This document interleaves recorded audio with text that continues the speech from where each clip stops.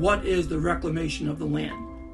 Isaiah 35:1 tells us, the wilderness and the solitary place shall be glad for them, and the desert shall rejoice and blossom as the rose. We saw this prophecy come into fulfillment in the 20th century, with Israel back in the land after 2,000 years of worldwide dispersion, leading up to the rebirth of the state of Israel on May the 14th, 1948, when the Jews began to make Aliyah, a Hebrew term meaning to ascend or to go up. They did not find a land of milk and honey, but a land of dust and desolation. The land was under the occupation of the Ottoman Turks for 400 years. Isaiah said, when the Jews return, the land itself will respond. It will blossom like the rose. We read in Isaiah 51 and verse number 3, for the Lord shall comfort Zion. He will comfort all her waste places, and he will make her wilderness like Eden, and her desert like the garden of the Lord. Joy and gladness shall be found therein, thanksgiving and the voice of melody. The land itself would rejoice and bloom with the sound of melody.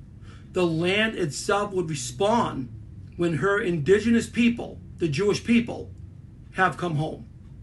The Jewish prophet foretold the replanting of trees and provision of water in the barren deserts in Isaiah chapter 41, verses 18 and 19. He says, I will open rivers in high places and fountains in the midst of the valleys. I will make the wilderness a pool of water and the dry land springs of water. I will plant in the wilderness the cedar, the shittah tree, and the myrtle, and the oil tree. I will set in the desert the fir tree, and the pine, and the box tree together. That was fulfilled in the late 19th to the mid 20th century. We call this prophecy the reclamation of the land.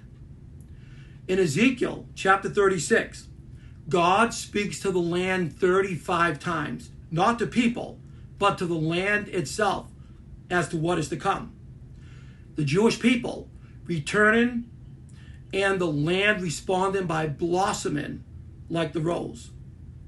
We read in Ezekiel chapter 36, verses 34 and 35, and the desolate land shall be tilled, whereas it lay desolate in the sight of all that passed by. And they shall say, this land that was desolate is become like the Garden of Eden, and the waste and desolate and ruined cities are become fenced and are inhabited. The land would be tilled. That word tilled meaning to prepare, to cultivate the land for crops. This is what the early Jewish Zionists did, and this was prophesied by the Jewish prophets some 2,600 years ago. The Ottoman Turks cut down most of the trees in the land from the Sea of Galilee north to Jerusalem south. The Jewish pioneers came and they began replanting trees. As they did so, rain miraculously fell by 100%. What a miracle. That never happened during the 400 years of Ottoman occupation. The JNF, or Jewish National Fund, was established during the 5th Zionist Congress in Basel, Switzerland, with the goal of reforestation. The JNF built 180 dams and reservoirs and developed 25,000 acres of land. They established 1,000 parks and planted more than 240 million trees.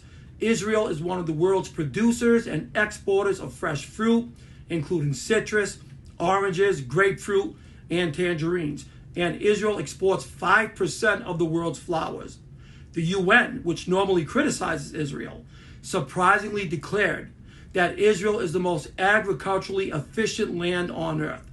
They developed drip irrigation, converting seawater into fresh water with desalination plants. They have indeed made the desert bloom. According to Bible prophecy, Isaiah 35:1 has indeed come to pass. The desert shall rejoice for them and shall blossom like a rose. They are back in the land, and the land itself has responded. It has indeed blossomed like the rose. The nation was reborn on May 14th, 1948. They are back in the land, but back in unbelief, in preparation for the 70th week of Daniel's prophecy, or that 7-year period of tribulation. This signifies the rapture of the church must be so close at hand. Get saved today by calling on the name of the Lord and be ready for his soon return.